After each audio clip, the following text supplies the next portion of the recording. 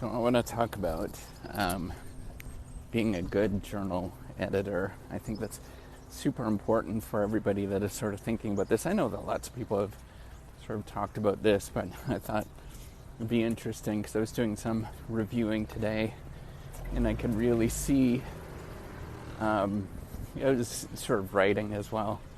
I'm at the stage where I am start beginning with a sort of new revision and thinking about it. And I really can see stark differences between editing or, being an editor and how people handle different manuscripts. What's really cool and exciting is when you see a journal editor that gives very specific feedback in terms of how to approach a problem, and they're very thoughtful. It's like the more specific that you can be. And there's like this kind of like fine line, I guess, in terms of thinking about how to do this sort of journal editing thing, because you don't want to sort of pigeonhole people in terms of doing something. But what I've seen with good journal editors is that they give you very specific feedback in terms of how to accomplish something. And are very helpful with constructing the idea. I apologize. So I'm going for my afternoon walk. Sort of like a moment in the day that I get a bit of a leg. So I just need to get a little bit of exercise, just so I can go back to thinking about things, because I start petering out. Okay.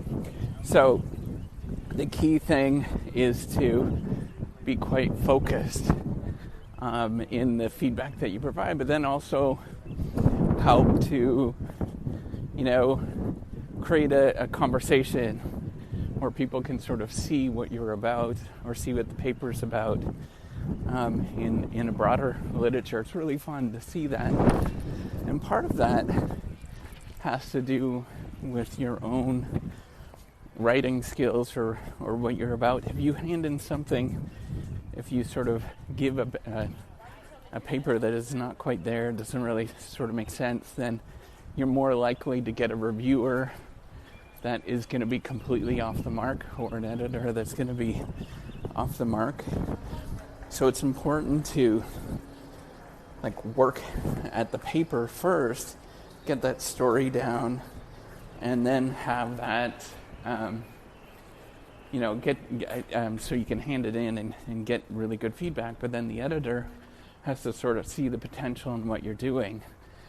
And that takes some skill. And it's really, I view the job of editing and reviewing is not necessarily some sort of punitive thing, but more along the lines of hey, let me help you on this thing, sort of craft this story of what you're trying to say. It's a lot of, honestly, it's a lot of just goodwill.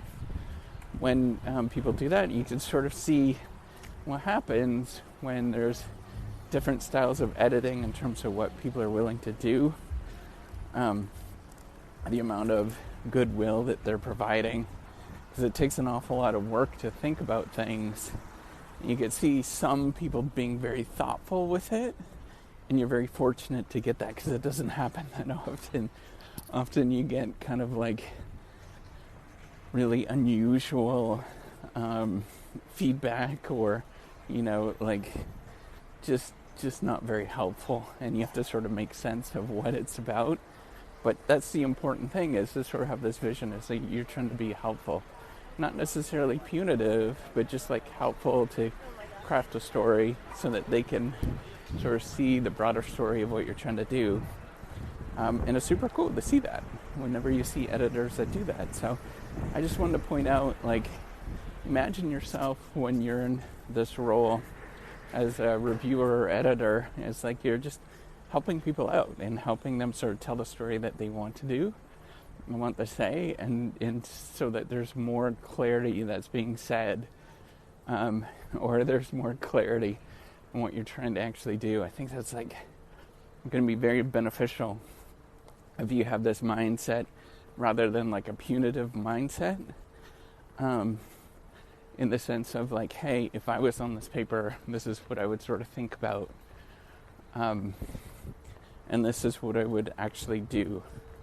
So it's kind of a challenge because you've got your own research to focus on, so you're obviously grumpy when you're doing it, but thinking about how you can be helpful to other people it's like one of those things, what goes around comes around, and I think people understand.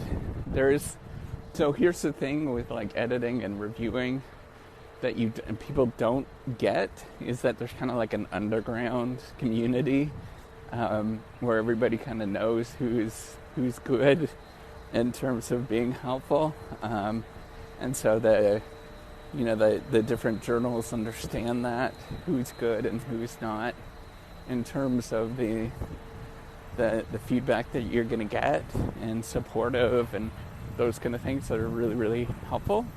So just have that in mind, that there's definitely that struggle that goes on, where that internal, like somebody's going to be developmental with what you're doing, because it's super hard to find those folks.